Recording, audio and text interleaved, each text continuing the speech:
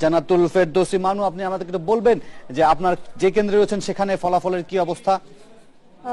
মিরাজ, আমরা শেরপুর সদরে, কিন্তু সদরের ভেতরে একটি গ্রামের দমদমা প্রাইমারি স্কুলের কেন্দ্রে এখন। এখানে 4টায় ভোট গ্রহণ স্বাভাবিকভাবে শেষ হয়েছে, সময় যেহেতু শেষ, কিন্তু ভোট গণনা এখনো কিন্তু চলছে। এরই মধ্যে 2 দফায় নিরাপত্তা কর্মীরা, স্থানীয় পুলিশ যারা কর্মকর্তা তারা এসেছিলেন নেওয়ার জন্য, এইগুলি জেলা পরিষদ কার্যালয়ে নেওয়ার জন্য, কিন্তু এখনো সেখানে ভোট গণনা শেষ হয়নি।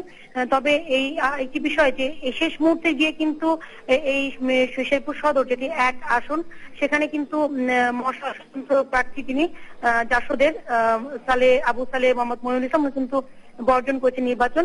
তো আমরা এই আর ওনার যিনি প্রতিদ্বন্দ্বী তিনি আওয়ামী লীগের নৌকা প্রতীকে আতিউর রহমান আতিক। আমরা কিছুক্ষণ আগে জেনেছি 2টি কেন্দ্রের ফলাফল আমাদের হাতে এসেছে।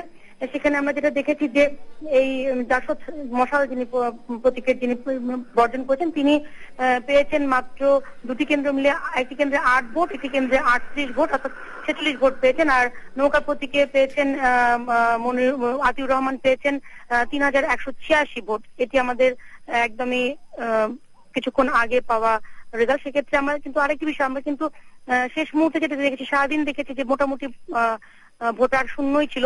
এবং একটি বিষয়, শেরপুরে কিন্তু নারী ভোটার বেশি, প্রায় কাছাকাছি অর্ধেকের চেয়ে একটু বেশি হবে, মোটামুটি 5000 ভোটার বেশি। সেখানে নারী ভোটার উপস্থিতি একেবারেই ছিল না, এমনিতে পুরো উপস্থিতি কম ছিল, আর নারী ভোটার একেবারে ছিলই না। আমি কয়েকটি বাসায় গিয়ে কথা বলেছি, কিছু দেখা যাচ্ছে বাসার পুরুষ সদস্যটি গেছেন ভোট দিতে, কিন্তু নারী সদস্যটি যাননি। জানতে চেয়েছিলাম, বলেছেন তাদের আতঙ্কে তারা যাননি, এরকম বলেছেন। এবং শেষ মুহূর্তে একই অবস্থায় ছিল, একেবারেই ভোটার শূন্য ছিল কেন্দ্রগুলি। মেয়ে